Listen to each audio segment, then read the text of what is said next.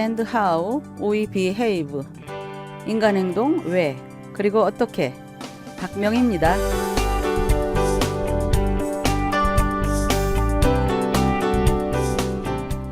지난 3번에 걸쳐 강박성 인물의 생활 양식과 종교 생활 그리고 그들에 대한 이해에 대해 배웠는데요.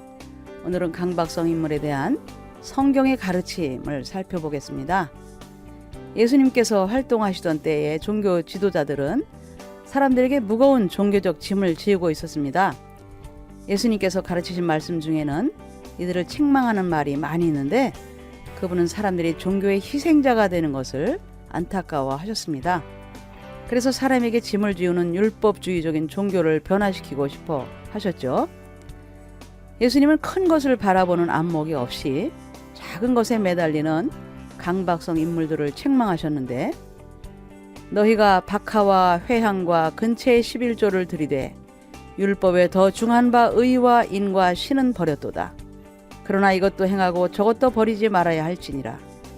소경된 인도자여 하루 살리는 걸러내고 약대는 삼키는도다 라고 말씀하셨죠.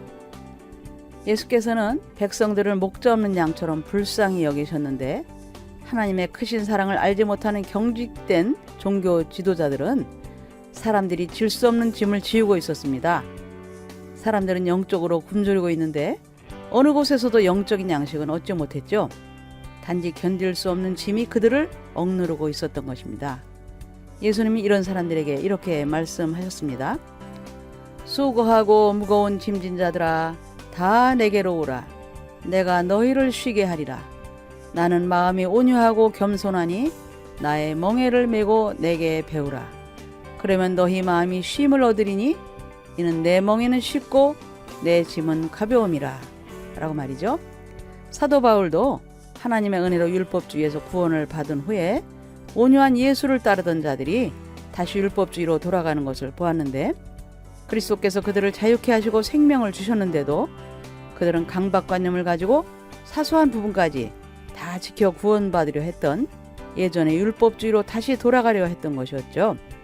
바울은 그들을 책망했는데 그러나 너희가 그때에는 하나님을 알지 못하여 본질상 하나님이 아닌 자들에게 종노릇하였더니 이제는 너희가 하나님을 알 뿐더러 하나님의 아신 바 되었거늘 어찌하여 다시 약하고 천한 초등학문으로 돌아가서 다시 저희에게 종노릇하려 하느냐. 너희가 날과 달과 절기와 해를 삼가 지키니 라고 말이죠. 종교의식은 본래 살아있는 믿음의 표현으로 시작된 것인데 시간이 지나면서 이제는 본래 의미가 사라진 의식주의로 변질되었던 것이죠. 그들은 이런 생명력이 없는 의식주의로 돌아가고자 했던 것입니다. 이처럼 의식을 중시하는 종교는 주식회사와도 같은 것이며 종교인들은 이것으로 돈벌이를 하게 되었는데 이런 종교에 반대해서 1517년 10월 31일에 마틴 루터는 독일의 위텐베르그의 성당 정문에 95개의 조항을 내걸었죠. 당시 사람들은 고해 성사를 하면서 면죄부를 사기 위해 돈을 바쳤는데 그들은 죄사함과 하나님의 은총을 돈으로 사려 했던 것이었죠. 루터는 그들을 향해 이렇게 말했죠. 그들은 인간의 교리만 가르칠 뿐이다. 돈이 성당의 돈꾀 속으로 떨어지는 소리와 함께 연옥에 있는 영혼이 구원을 받아서 천국으로 날아간다고 하지만 이 소리는 탐욕과 허욕을 더할 뿐이다. 교회는 죄인들을 위해 중보 기도를 할 뿐이고 그 결과는 하나님께 달려있는 것이다 라고 말이죠. 이와 같은 탐욕과 허욕은 16세기에만 국한된 것이 아니고 오늘날 교회에서도 이와 같은 행위는 계속되는데 강박성 인물들은 그들의 무지에 대해 그 대가를 치르는 것입니다. 이사야는 치료하시는 하나님의 은총을 노래했는데 무거운 짐을 지고 있는 강박성 인물, 사랑받지 못하고 또 사랑할 만하지 못한 그들은 이사야의 말에 귀를 기울여야 합니다. 너희 목마른 자들아 물로 나오라. 돈 없는 자도 오라. 너희는 와서 사 먹되 돈 없이 값 없이 포도주와 젖을 사라 라는 말씀이 말이죠. 강박성 인물은 하나님의 용서를 받고 살아남기 위해서 자신의 노력과 힘을 다해 구원을 얻어야 한다고 생각합니다. 그러나 하나님은 이런 자들을 대적하지 않으시는데 그분은 예수 그리스도를 통해서 그들에게 다가가시죠. 그들이 온전해야 하는 것도 아니며 열심히 노력해서 자신들의 힘으로 구원을 얻는 것도 아니기 때문이죠.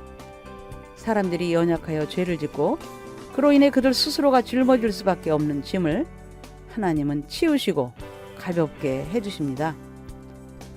또한 하나님은 분노와 죄의식, 쓸데없는 두려움들을 제해해 주시는 분이죠.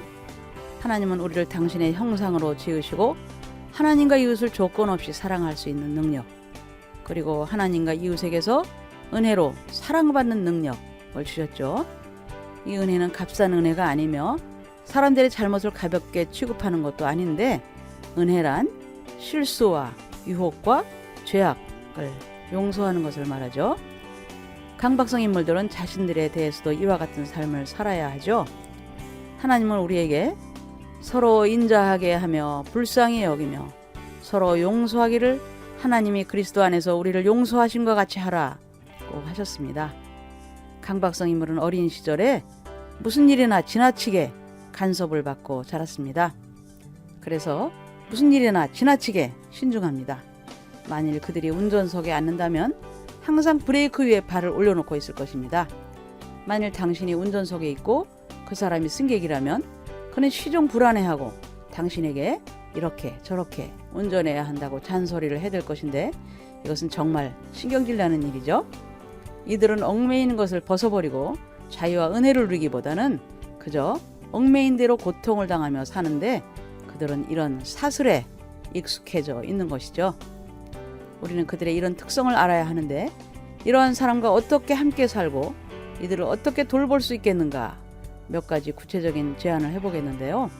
첫째로, 그들의 근육을 살펴보고 숨소리를 들어보라는 겁니다.